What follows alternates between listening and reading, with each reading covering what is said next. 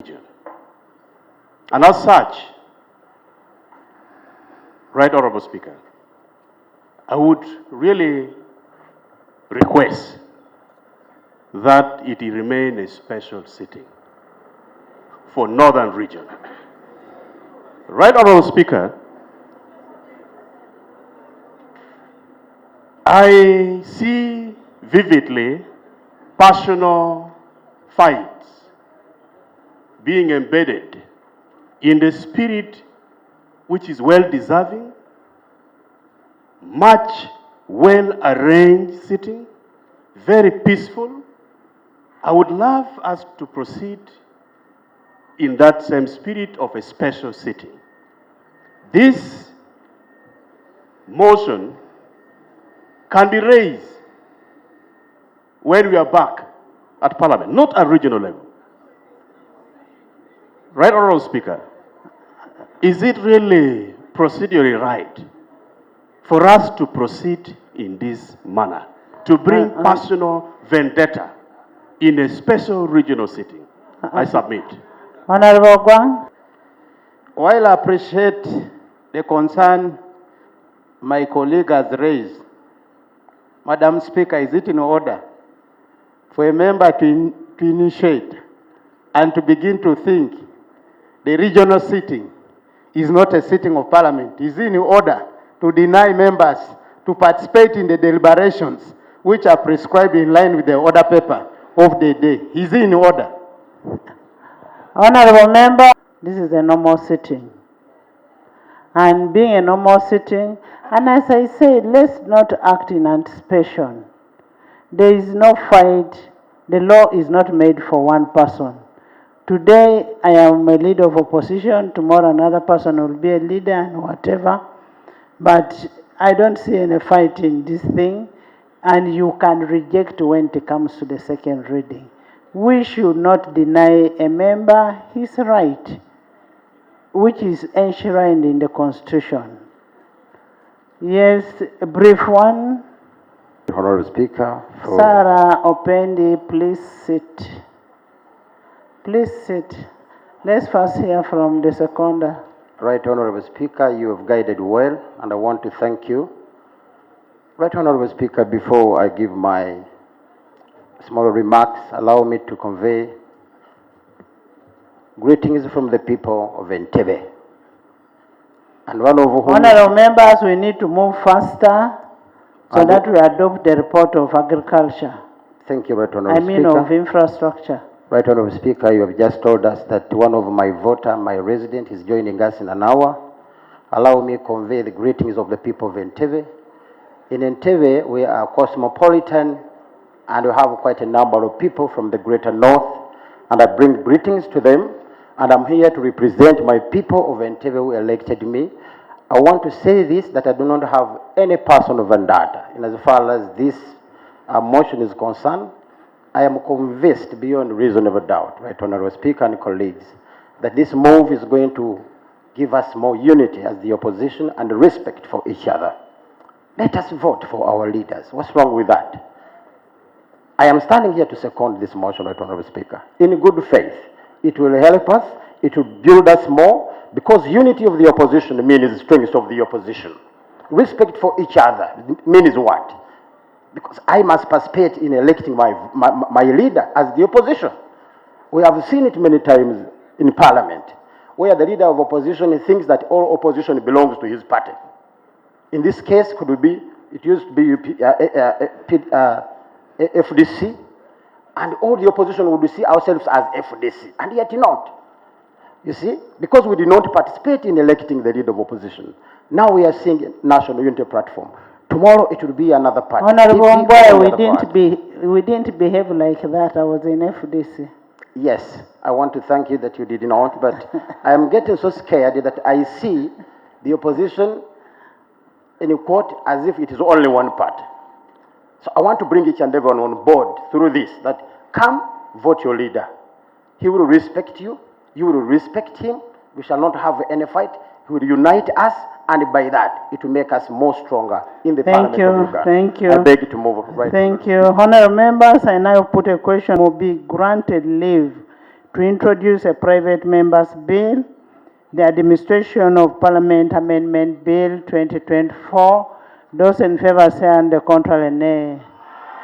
The ayes have it. Pursuant to Rule 121234 of the Rules of the Procedure, the clerk is hereby instructed to accord the member a requisite support to ensure that the bill is tabled for the first reading. Next item. The National Transitional Justice Bill 2024. Further name, the National Transitional Justice Bill. This is one of the bills that came as a petition from the people of Northern region. And then can be granted permission, and he works together with the government in processing the bill.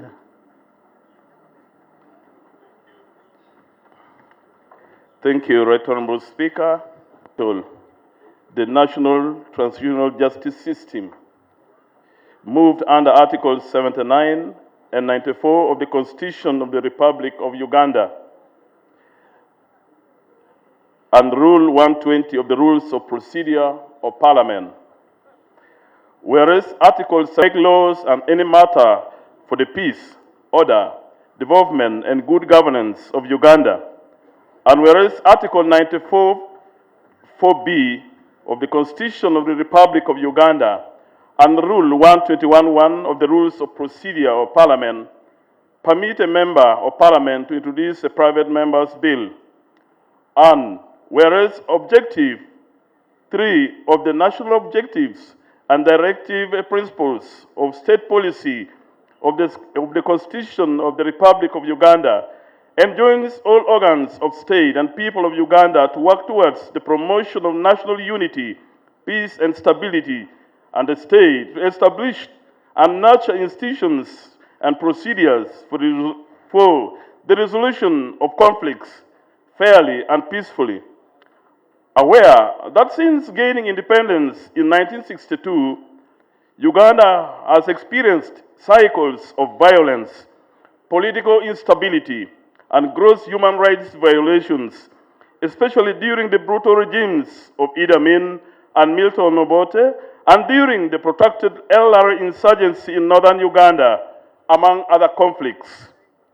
Further aware that the different episodes of political instability have left deep scars on the nation's fabric, arising from the severe violence that has claimed countless lives in form of extrajudicial killings, forced disappearances, loss of property, and torture, perpetuating a legacy of fear, mistrust, and impunity.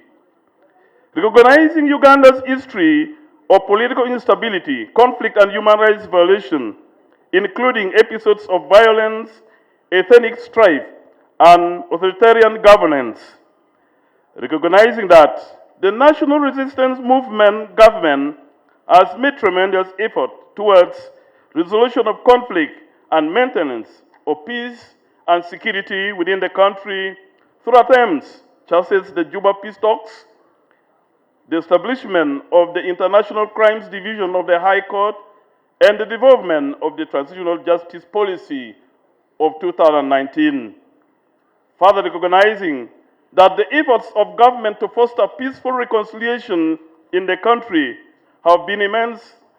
However, there is still need to address the historical wrongs through measures that will embrace accountability, truth, reconciliation, reparation, institutional and legal reforms. Acknowledging the need to heal the wounds of the past and establish accountability for past injustices and build a foundation for lasting peace, justice, and reconciliation. Affirming Uganda's commitment to international human rights standards and the rule of law as enshrined in the Constitution of the Republic of Uganda and international agreements to which Uganda is a party. Convinced that there is need to enact a transitional justice law to operationalize the national transitional justice policy and to address all facets of transitional justice and ensuring accountability, truth-telling, reparations, and reconciliation. Now, therefore, be it resolved by Parliament that this House grants me leave to introduce a private member's bill to provide for transitional justice, and a draft of which is hereto attached, and I will lay it on table. Thank you. Do order the publication of the said bill in preparation for its first reading. I beg to move. Thank you. Seconded. Who is the seconder? Minister of Northern Region, Honorable Chan, and Prime Minister Ivan Ntoroko, Nakut, Gabriel, Lagen, Tubo, Bunyoro Affairs, Labor, Honorable Nyakun, Honorable Dr. Kaduchu, and Aroboy, Honorable Ichwero, Honorable Guang. A problem here, all of I've seen Jane there. I have seen Moma. That's why it is good, Achia. That's why it is good to sit in our house, because you're not far. I've seen Honorable Baka. I've seen Honorable Court, Honorable Pipi. Is that Pipi? Pipi. I've seen Emmanuel Kelly. I've seen Noya. Yes, I've seen Noya. It is seconded. I've seen Alec. I've seen Tom Bright. To have an holistic approach to confront its past and build a future grounded in justice, peace, and reconciliation. I therefore urge you and all the members of Parliament and ministers that we use our esteemed offices to advance this critical legislation. This law was badly needed yesterday, but better late than never.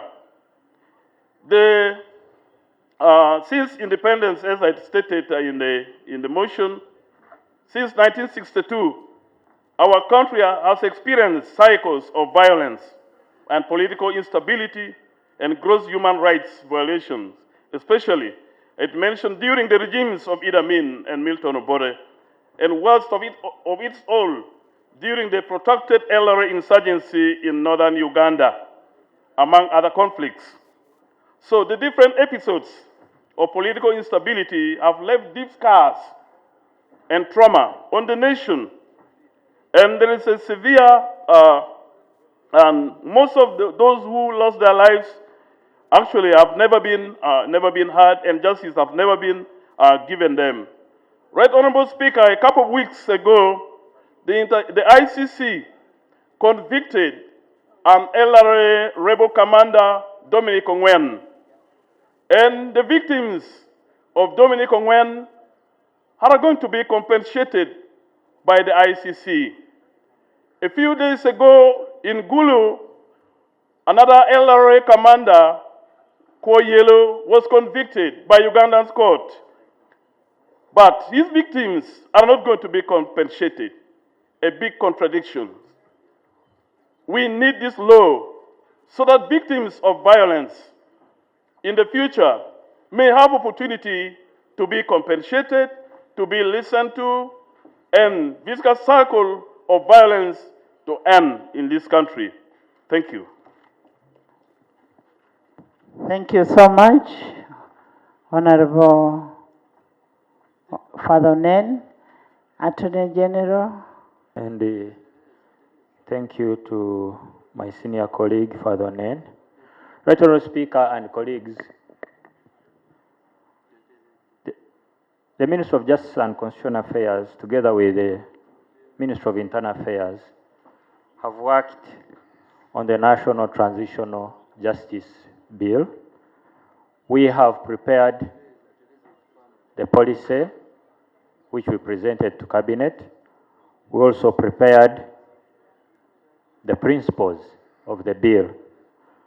when the principles were presented to cabinet, there were a few things we agreed to correct, and we returned them to the Ministry of Internal Affairs. And I've just been in touch with the minister. I'm made to understand they will be ready in 3 weeks' time. Then they will be taken back to cabinet for approval. Then we can come to parliament. Right, Honourable Speaker and colleagues, this means that ideally the bill should be in parliament in the next 2 to 3 months. So the ideal thing to do, without necessarily objecting to Father Onen's proposal because it may be carrying very good issues, he could wait. Once we go to the committee, we can consider his proposals and embed them with those of the executive and have one good law. Thank you. Honorable Buru. I want to thank Father Onen, but Right Honorable Speaker, if you so wish, you could allow Father Onen to further explain the gap in the current legal framework in as far as transitional justice is, because I am failing to comprehend, and I think many other people could be following suit, where there's a gap. Why is he calling for a law? Can't the current law suffice? Right Honorable Speaker, I beg that Father Onen explains to us what is it that is lacking in the current legal framework. I thank you. Speaker, this bill, the Transitional Justice Bill, is actually very critical. And our President has been talking about why do we ignore our traditional justice systems? Why do we ignore those traditional justice systems that work like Matoput?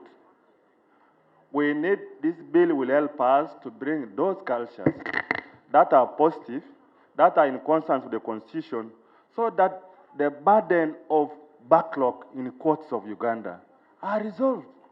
The issue of bargaining and the visibility of the victims as provided, as it is always in our traditional justice systems, that the victim participates in a resolution of conflict, because our people, our African tradition is that when there is a conflict, you must make good for that conflict. You must restore justice, because you are going to stay with your neighbor. The foundation of this bill is on restorative justice. Thank you. In the case of Karamoja, this bill is long overdue, because in Karamoja, we are disposing thousands of cases in the villages without even the need of the courts. That's why some of the courts in Moroto are redundant. I need this bill, the people of Uganda need this bill, the people of Karamoja need this bill. I support it. Government, Attorney General, we could allow the private member to bring his bill and you take it over when you are. Just like we did with the sports bill. The private member introduced, and when government was ready, it took over, but they worked together in the bill. Right, and you know, these private members help in checking executive. When they bring their bills, that's when now you also work very hard to bring yours. Right, Honourable Speaker, I do appreciate. Once the bill comes, it will go to the committee. And the committee then calls for input from all other interested parties, including the private member. So allowing a private member bring a bill which government is already processing is just a double work, because he can present his views and the views of all other people before the committee. I have given timelines, Right Honourable Speaker, that even within 3 months, if this bill is not presented, 3 months? Yes, Right Honourable Speaker. I said the principles will be ready within 3 weeks, and that within 3 months, we should already be in Parliament, because we have to prepare the bill, bring it for first reading, and then appear before the committee. If we do not do that within 3 months, Right Honourable Speaker, the private member can be allowed to proceed. I beg to submit. Nakut. The minister says that they have been working on it. If indeed they have been working on it, why then would he need 3 months? If indeed they have been working on it, then they can use 2 weeks to harmonize and introduce the bill. I submit, Madam Speaker, that this bill should get the attention that it deserves. Thank you. Dan. Ought to have happened on average 10 years back for this law to have come up. And now that he gives us 3 months, and he has a volunteer who can do it in 1 month, I would beg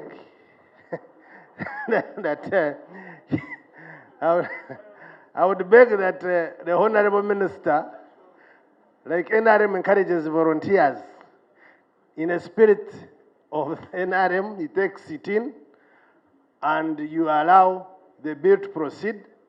We shall be with him in Parliament, where he wants to have the input. We shall all listen and wait for his input. But Right Honourable Speaker, I would beg that the Minister concedes to allowing that the bill continues. Thank you very much. Thank you. Richard. Support my colleague, Honorable Nen. Madam Speaker, issues of transitional justice affect all of us. The communities we represent have suffered various cycles of violence, and this is an issue that we should have handled many years ago. While I agree with the minister that they are working on this bill, but the fact that a private member has come up is an indication that government has not done what they ought to have done. If the Minister of Justice is interested in this matter and the Minister of Internal Affairs, let's allow the member to bring his bill, and then they work at the pace of the private member. Right Honourable Speaker, we have seen many instances before when government has promised to bring a bill in 2-3 months, but it takes another 2-3 years. Right Honourable Speaker, we are in the 4th year of our term, and time is running. Tomorrow government will come with another excuse. Meanwhile, time is going, and Honourable Nen will be caught up by time. By the time we know it, the term is ending. Remember, Honourable Speaker, the bill will not take 1 week with the committee. So I strongly support and plead with you, Madam Speaker, that we allow our colleague, Honourable Nen, to bring his bill, and then the government can come quickly to work with him. Honourable members, I'm going to give with their input on the bill. As for now, we are going to give Honourable Nen leave. Honourable members, I put the question that Honourable Nen be granted leave to introduce a private member's bill, the National Transitional Justice Bill 2024. Those in favour say and the contrary nay.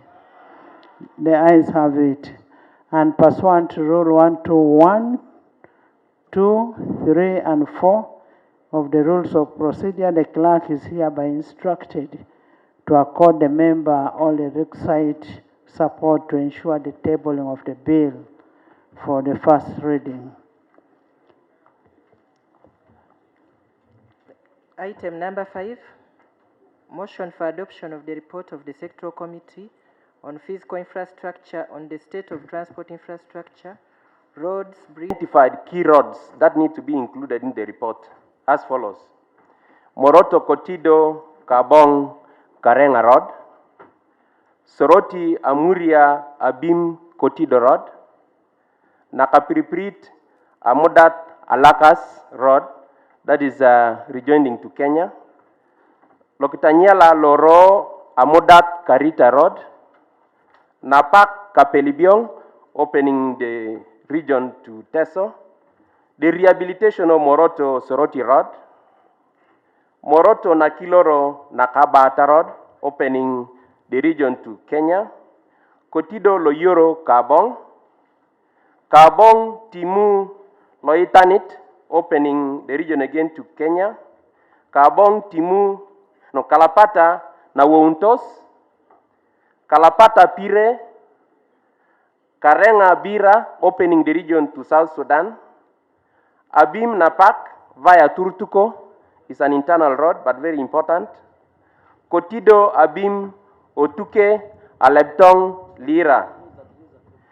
The region also considered the security and trade roads as very important, namely Kotido Agago, Kotido Karenga, Kotido Nakitongo, that is opening the eastern part of Kenya, Morunyang Majimoto, again the eastern part of Kenya, Nabilatu Katakwi, which is the Magoro Road, Kabong Karenga, Kabong Kitgum via Lolelia, Lopelepel, Lokwakipi Narengenya, that is a ring road around the mountain, Namalu Nabilatuk Lokapel, Lotome Koridai Nabual Magoro, that is to the Teso side, Amodat Komeri Meri, Lokwanamur Amuria, Alerek Okemer Road, Alerek Kacheri Karenga, Irir Nabual Natirai. And the key bridges that we propose to be included include Lotome Bridge, that is between Napak and Nabilatuk, Lolachat Bridge, that is between Nabilatuk and Moroto, the Lions Bridge, that is between Abim and Napak, that has been claiming many cars, Nakonyen Bridge between Moroto and Amodat, Okemer Bridge between Abim and Kotido, Nakirianget Bridge between Mbale and Nakapriprit, Lodoket and Ivigiria, that is between Kabong and Karenga, Koberio Bridge, that is between Kabong and Karenga again, Nata Bridges, that is between Nabilatuk and Moroto, Komaideniko Bridge between Moroto and Kotido, Napiananya between Nakapriprit and Mbale, Kochomin or Nachomin Bridge, that is between Amodat and Nabilatuk,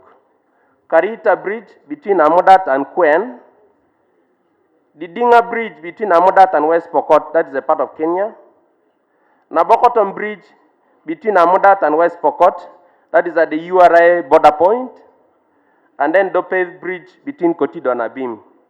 In terms of the aerodrome, fact that work was being undertaken on the Rwekunya, Apache, Liri, Lira, Acholibu, Plan Road. Right, Honorable Speaker, this is not true to the fact that work is only taking place from Lira, Rwekunye, and ending in Poranga. There is no work as day moves on being taken from Poranga to Acholibu. Matter has it that the contract for works on Poranga to Acholibu was given to Rocco. Right, Honorable Speaker, up to this day, Rocco has never set foot in Poranga. The people are mad. Just as we come to Northern Region today, Right, Honorable Speaker, you allude to a fact that members who come to this sitting should be re-elected by their people. Right, Honorable Speaker, if this road is not worked on, I'm scared. The simple Miko Makech Christopher, my people will have to vomit me. So, is it procedure right that the same committee or the minister comes and articulates to the people of Pade why Poranga Acholibu Road is not being worked on and why the contractor has never stepped on the site of duty? Thank you. Thank you so much. They form part of the amendment to the report. All of them are captured, and whatever is being recorded is captured in the Hansard. So you don't need to repeat on the same road, like I know Santa is about to. Thank you, Right Honorable. Great North Road, which is completely destroyed at Oriamapat Bridge. It was a presidential pledge, and I feel that this road should be captured as part of addendum and our recommendation, Madam Speaker. Thank you. North County, we have the roads that link to Agago North County. One of them comes from Kitgum Konalao, Kitgum Matidi Wall, then Kalon, then it proceeds to Paimol. Then other roads come from Pade side, Pajule, Pade, then also Kalon. On the other hand, there's a road that comes from Paton, Oture Paton, then to Kalon. As I talk now, there's a big emergency. We are on Maram roads. There's been floods. All the roads have been cut off. And yet we have the only missionary hospital in Kalon, Dr. Ambruzoli Hospital, which is serving the catchment area from Abin, that side of Namokora, Pade. Everybody flocks to Kalon, Dr. Ambruzoli Hospital to get services and medical services. In Agago North, L Center 3, including even Kalon Town Council, there is no L Center 3. Madam Speaker, I am presenting this so that if the House can deem it fit, so that we take it as an emergency on those roads. Minister of Works, UNRWA, should at least move there so that they can do some emergency work on that. Finally, Madam Speaker, on Karoma Bridge, when the site was given to the contractor, I was there. You're talking about Karoma? Karoma Bridge. Was exhaustively discussed yesterday. The point I want to raise, Madam Speaker. Please, can we hear from Thank you, Madam Speaker. Can we hear from the Minister? We'll We'll talk about roads and will not get tired of roads. Isaac, you still have a road. Amendment to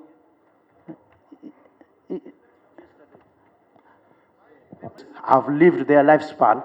The bridges in the districts have also overlived their lifespans. Thank you. Thank you. Honorable Goli. Very seriously, and that bridge is called Amodo.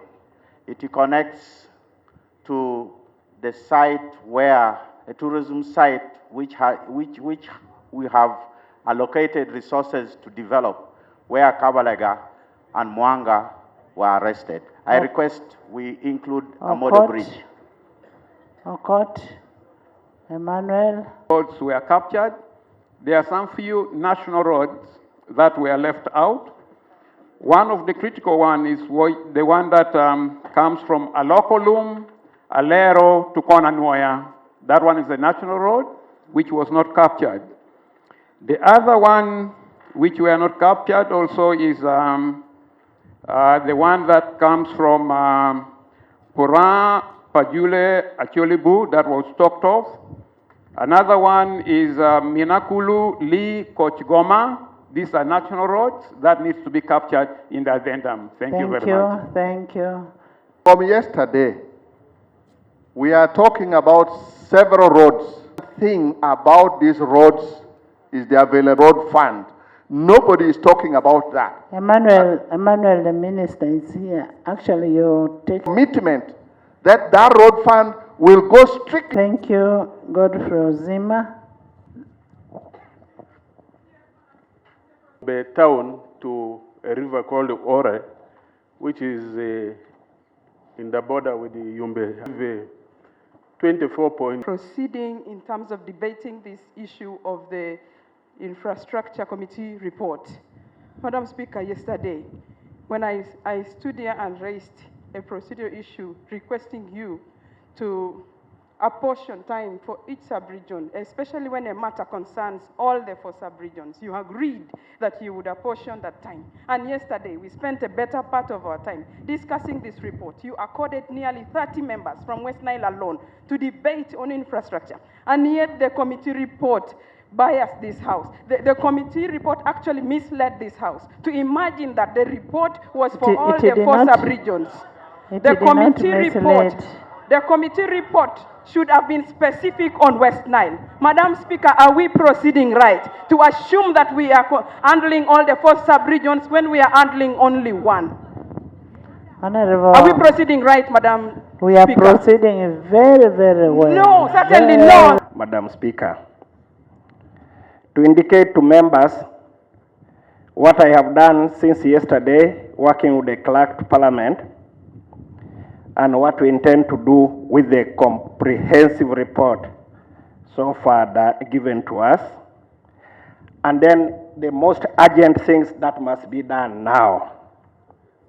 And let me start with what we did yesterday.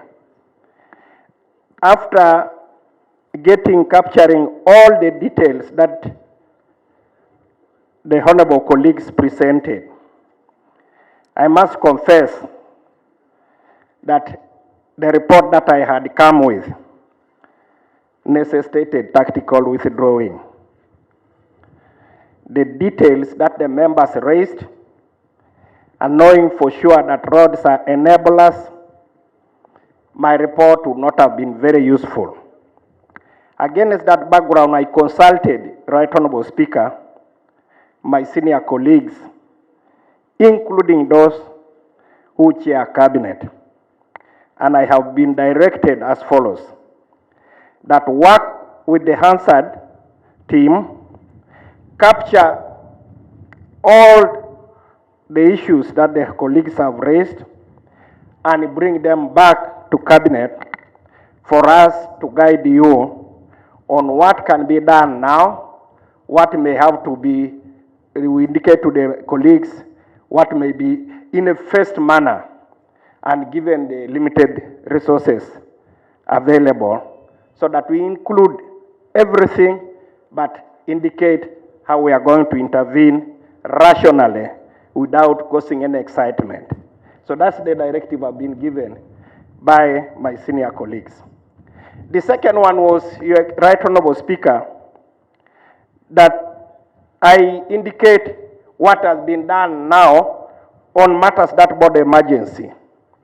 For example, Karuma, I want to say that by the grace of God, Right Honorable Speaker, we did not witness a calamity in Karuma that could have befallen the country. By the time the engineers indicated to us how that bridge had failed, we just said it has been by the mercy of God that nothing very fatal had happened to the country, and hence the closure of Karuma and allowing only light vehicles to pass. I did hand over the bridge to China Railway 7 and NEC to do the rehabilitation. What is true, Right Honorable Speaker, is that for Karuma, the resources are available.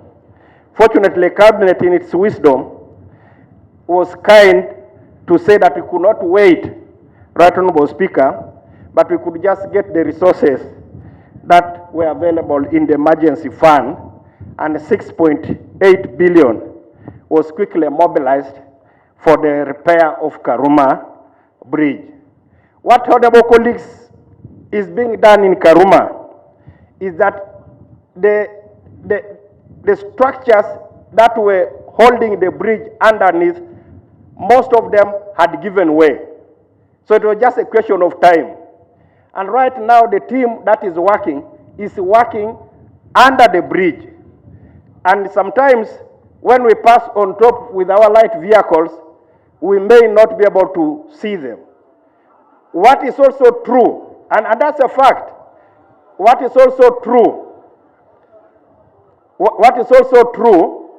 Right Honorable Speaker, is that in the next few days, the team will now be working on the surface, and I was directed to prepare the honorable colleagues that I am going to announce the permanent closure to even the light vehicles for a few weeks, so that the surface of the road will also be done. Right Honorable Speaker, what's happening is we know for sure that this discussion, this pronouncement will inconvenience our people. But we have chosen security and safety of our lives and the property. Chair Infrastructure wants to give you information.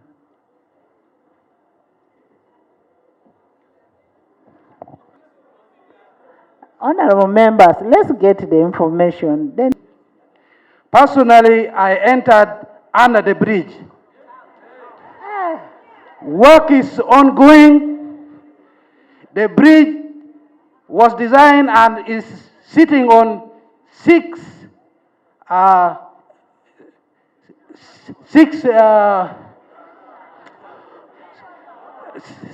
spires. And out of those systems supporting the bridge, 4 of them have given way. 4 of them have given way. We made assessment. The old deck, the deck is the construction where the vehicle passes. So the old deck is completely worn out with cracks. Underneath of the bridge, there is what we call a fluorescence.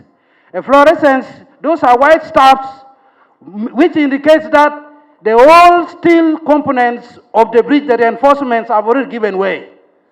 So we discovered that the team already constructed the platform. The platform which necessitates movement under the bridge. We entered under the bridge, 5 of us in the committee, me and my deputy chair. So they promised that after 2 weeks, they would permanently close the bridge.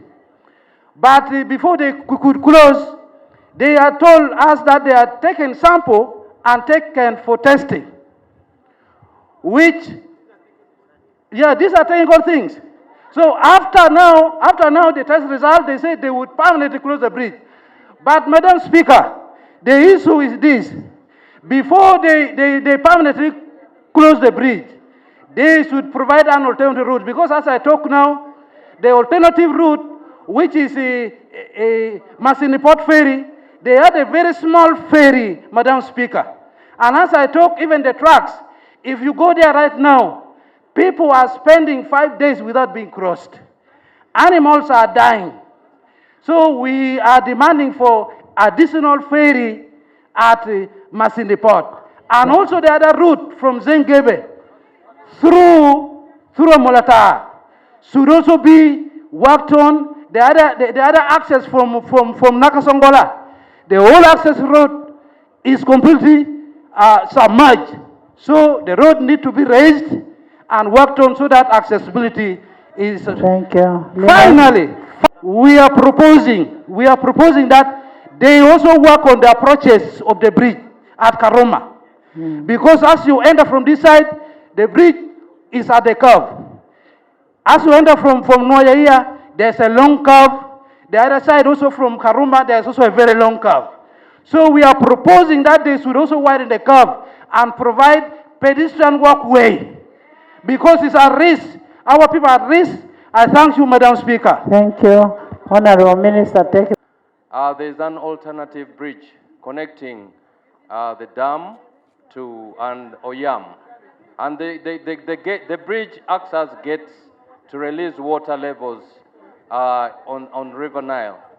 So I'm requesting the minister to engage Minister of Energy so that before closing or after closing the main Karuma bridge, the Minister of Energy should allow smaller light vehicles to use that alternative bridge that is within the project area.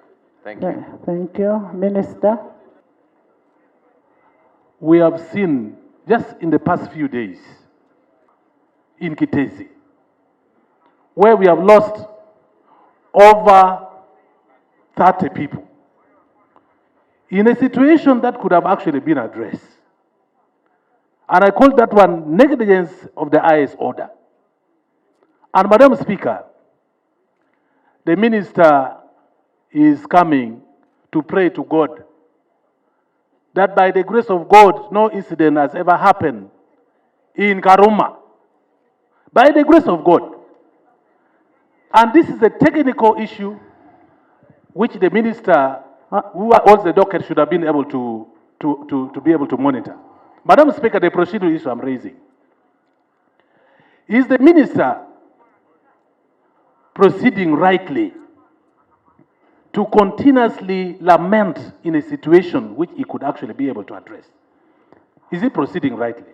To lament? Honorable members, the minister is saying we are going to close and we get alternative routes. He should be arrested. You withdraw your statement. Withdraw it. Withdraw. You are arresting him for what? Honorable PP, it is on record. Honorable PP Okini, what you said was on microphone. I know it is a joke, but it was on a microphone. Apologize for that statement because he's my very good friend. For that matter, Mr. Minister, I apologize and I withdraw the statement. But you also work very hard to make sure things are happening in the right direction. Thank you very much. To Karuma. And this one will be worse. Right. And that rules out even what the chair of the committee was putting me on order for. Right Honorable Speaker, the bridge is being worked on, and two things will be happening at the same time. While we salvage the life of the old bridge, we're also working around the clock to get a new bridge which is properly aligned like the one we have done in Jinja, so that it will be, after a few years, release this old bridge from the kind of work, and we're working in that direction together with JICA. We need a timelines. I will be in my report that is comprehensive. I will be indicating to you, Right Honorable Speaker and Parliament, when we are going to do what, at what time, and what we have done so far, particularly even in the new bridge in Karuma, because of the sensitive nature of that connectivity. And Honorable Minister, when you're giving us your report, don't tell us we shall do. Tell us we are doing. Thank you. The second one is Pakwach. Pakwach has a challenge that we have also identified, Right Honorable Speaker, that when we are doing the Tangi Road from Masindi, indeed the engineering tampered with the topography of that place, and for that reason, each time it rains, there is flooding around the bridge. That is compounded by the floating island. Right Honorable Speaker and members, as we talk, the teams that are doing drenching have already arrived in Pakwach. They arrived 2 days ago, but they started work seriously yesterday. And I don't want colleagues to think that this work was started because the issues were raised here. It was already something that we had intended to do, and it is being done to make sure that the flow, that floating island is removed, so that we prepare that the bridge doesn't give way. And that will happen with the rest of the region. Right Honorable Speaker, the last one is Nebi Arua. While we are working on permanent rehabilitation, we have also directed the company to do forward maintenance, and I want to assure my colleagues that we will do some forward maintenance so that Nebi Arua becomes motorable. Right now we acknowledge that's bad. But I want to assure this Parliament that a comprehensive report will be presented to Parliament so that we can capture all that has been captured, including issues of Karamoja. And I want to assure Madam Na will not leave out what you have raised as a region. Thank you. Thank you. Honorable Minister, we need an action taken on the roads. We need to implement. And honorable members, I now put a question that the report of the Sector Committee on Fiscal Infrastructure on the state of transport infrastructure, roads, bridges, railways, airfields, with amendments, all amendments, and addendum from Karamoja region be adopted by this August House. Those in favor say aye and the contrary nay. The ayes have it. We will need a report from you in the House in 2 weeks' time on what has been done, where, and when. 2 weeks. Honorable members, we will suspend the House for 10 minutes for us to receive the President and get back. But, Honorable Minister, 10 minutes. I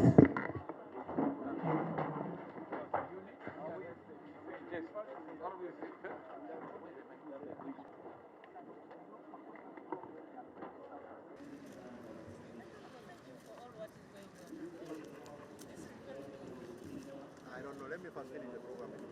Let me first finish it because I'm already in the meeting. Call me later, please.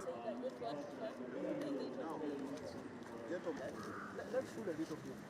Give space to ourselves. Okay. We are going to move quick because it's going to face the other side, pulling the soil, which means we shall be taking from the other side. Okay. Please.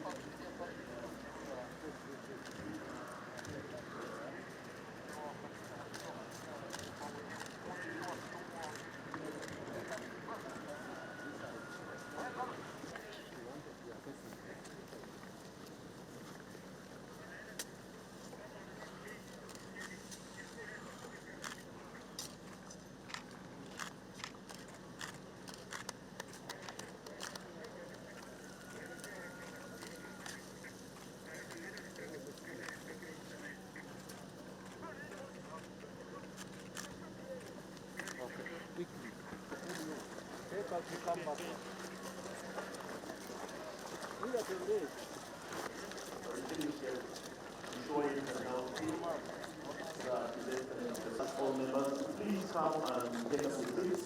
We are cutting you off here. So that we can have His Excellency to address Parliament, the Northern Region, and the country alike. This.